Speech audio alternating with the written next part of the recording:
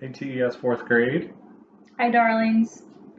Hey, so we just wanted to go over weeks 3 and 4 of the new math packet today in this video, which is covering April 13th through 24th.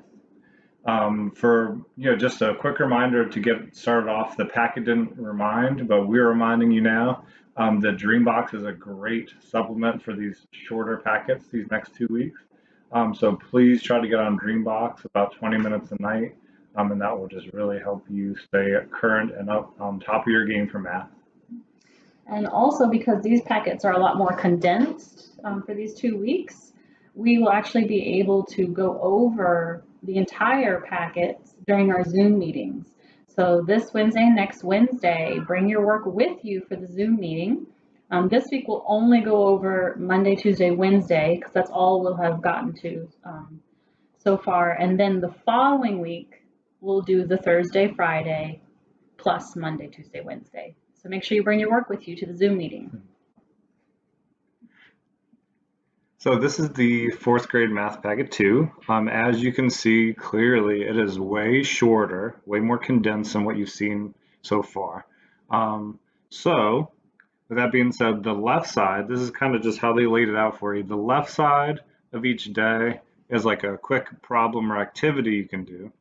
And then on the right side over here, they give you like some kind of word problem or like almost like multiple word problems as a set to figure out.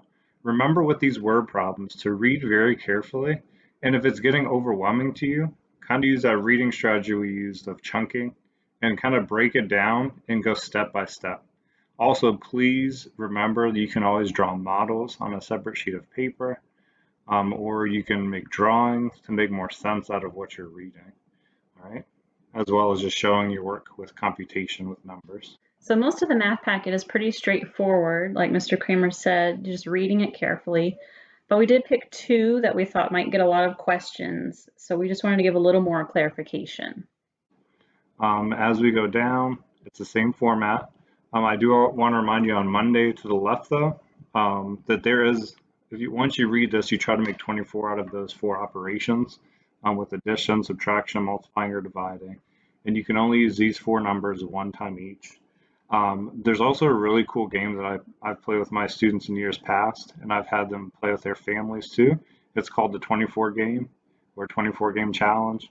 And there are cards you can actually buy or you can make that actually do the same game where you go, they give you 4 numbers and you try to use the 4 operations of math to make 24 with each set. And it's really fun to play with family and friends.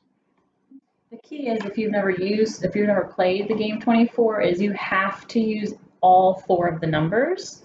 You could do 3 adding and then subtract 1, or any order of operations or any repeating of operations. The key is to use each one of the numbers, and the final answer is 24.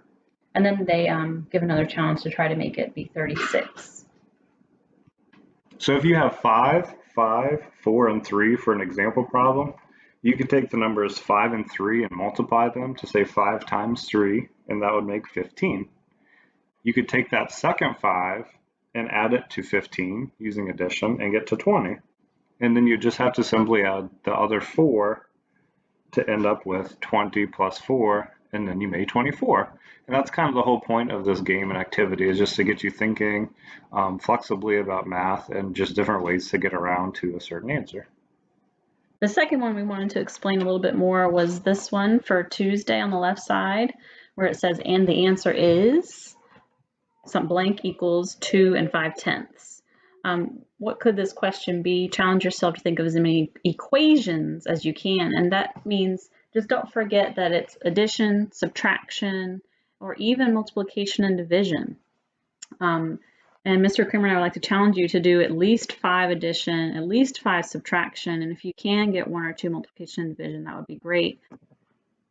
An example for addition would be 1 and 1/10 plus 1 and 4/10 equals 2 and 5/10.